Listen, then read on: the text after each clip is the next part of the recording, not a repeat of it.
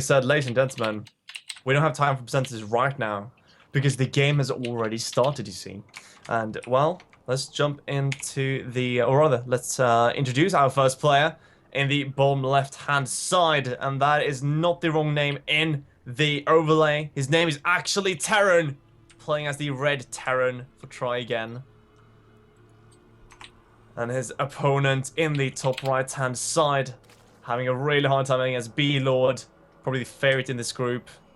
But he's going to try again. It is going to be Raivotar.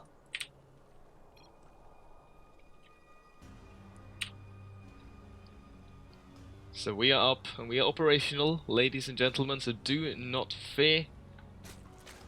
ZVT on our hands. And it's actually the losers match for anyone just tuning in, so we're sort of reverting back. Can you give us a rundown? So what's been going on here a little bit in this group?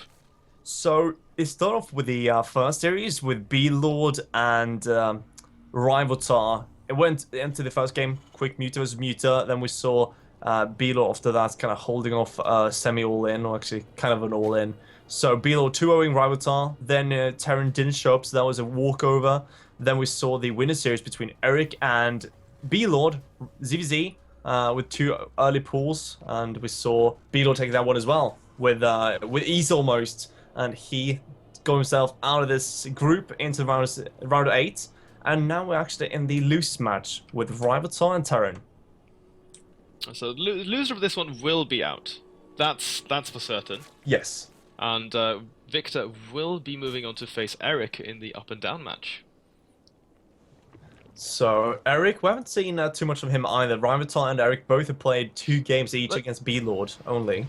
I'm going to cut you off there for a second and just throw it out there, because, I mean, both of you and I, kind of new to this, sort of, you know, delving into this scene, but that's the thing we do. It's a bit of a, we're a bit like, how should I say, we're StarCraft caster adventurers.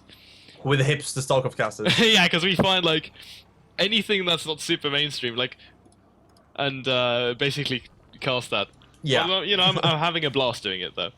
It is actually a very extraordinary experience almost to see not only these... No doubt. Like, the thing is, it might sound a bit of an over-exaggeration almost, but I think that, you know, seeing people, you know, a few years back, I would always see, you know, the famous foreign players, Nani, Idra, you'd see, you know, Snoot, and nowadays you'd see Sue and True, and you'd see, of course, Life. But you have like these big established names, yeah, sort of laying the foundation. But to go ahead and see people like Nuclear, Ein, to go here and see Terran, Raivotar, I mean, it's a pleasure. We don't usually get to do that otherwise. No, it's like it's like seeing a rare animal in the woods, you know. It's like they come out once a year because otherwise they're in hibernation. But I mean, they sort of stay in their own spheres, and we've seen a couple of these guys have some moderate success. B-Lord, for instance, you know, sort of prolific, like we've said in this Group A. Back in Group B, we have Cats playing for Team Root. A bit more known, like, internationally. But still, nonetheless, sort of staying within their own sphere. And it's also a pattern that we've seen with the Chinese and Taiwanese players. I think also a guy called Byroda? Oxa. Huh? Sorry. Come again? No, you just you said Oxa there. In Swedish, man. Oh, really? Did I? Yeah. Yeah. Dude, the thing is, I speak so much English that I think I'm kind of replacing my Swedish with English, so it's kind of normally it goes the other way around as well.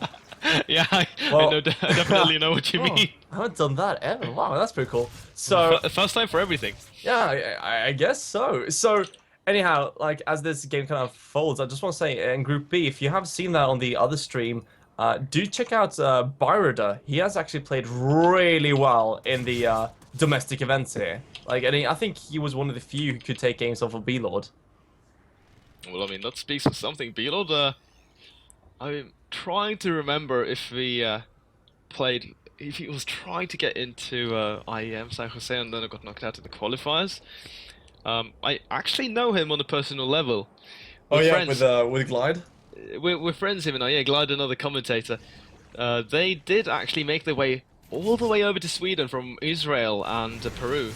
to visit DreamHack Winter last year. So meeting them was absolutely awesome and insane. Both of those guys, lovely.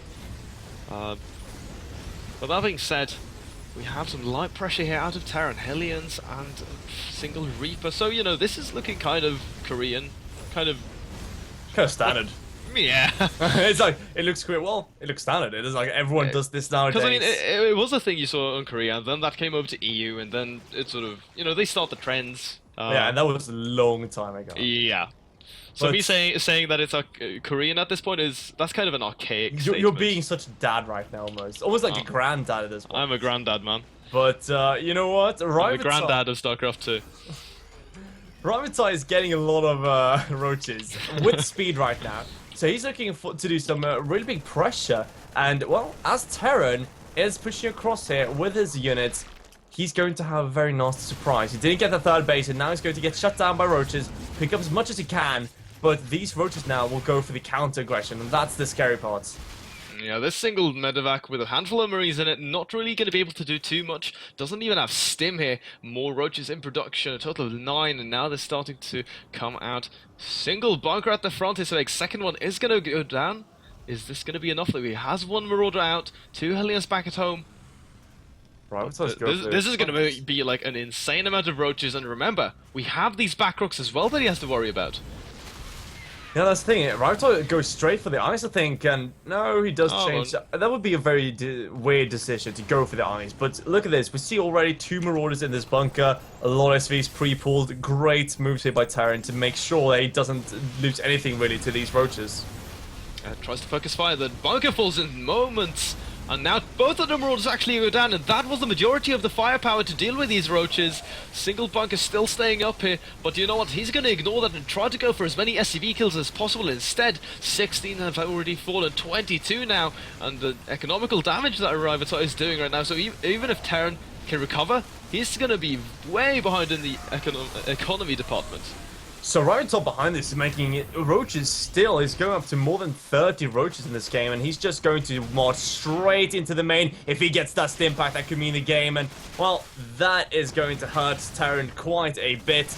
Now, of course, there's very little left for our red player, and well, what is he to do at this point? All he can do really is just poise SCVs, hope for something, but that's not going to be enough. And Raivotar with a very strong roach push to clear this first game out.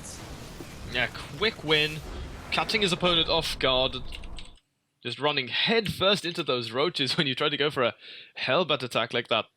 Man, that's just heartbreaking. Yeah, it's a very potent push that we don't see too much.